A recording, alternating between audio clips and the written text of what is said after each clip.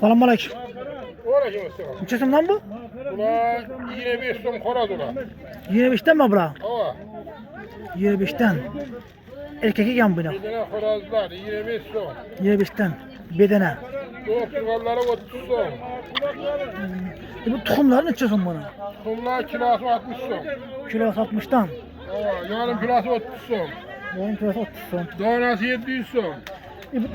Bu bular neçe so'm bular? İşte aşırı işte 20 son. Anola 15'ten. Bu 20'den mi bu? 20 son. Neşiden. İçine DNA salatla.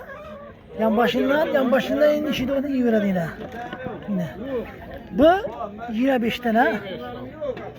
Bu 30'dan. Buna mı 30? Bu neçe so'm yine bu? Bu suçu dağını 15 son. Suki mi bu? Suçu dağı. He, suki ekan bu yine. 20 dağının o sarısı. Bu sarısı ha. Bu neçe so'm? Bu 15 son. 15 so'mdan. Buna çaba şuraya gelip alaverasizlar. Yine bir de yemle bombazalı yemle. Yemler neçe so'mdan? Yemle Stark. 210 son. 210 so'm. Broller yemleri bula. Yine bu finish'in bu yine.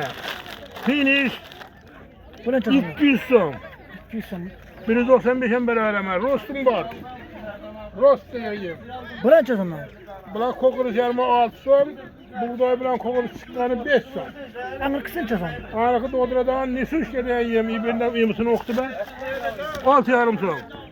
At yarımdan mı bu? Hava. Yine. Şimdi. Ne suç diyeyim. Buna çalayın. Kaltaradan veremem. Kaltara. Numara kaldıras mı? Ana öyle finişten yemle var, rostan yemle var. Broller cüreleri yemleri. Broller ya indukla bak o. Ha. Maşini yemleri mende şu. Samarkand berekeden yemleri öde. Samarkand berekeden. Bunu göre ofisler şunu yapıp tutmak. Ha, şu. Telefon numara kaldıras mı? İşin Ahmet. Ahmet. 97'den. 97'den. 090 090 59 44 59 44. 44. Sağ olun, besiniz. Yaxşı.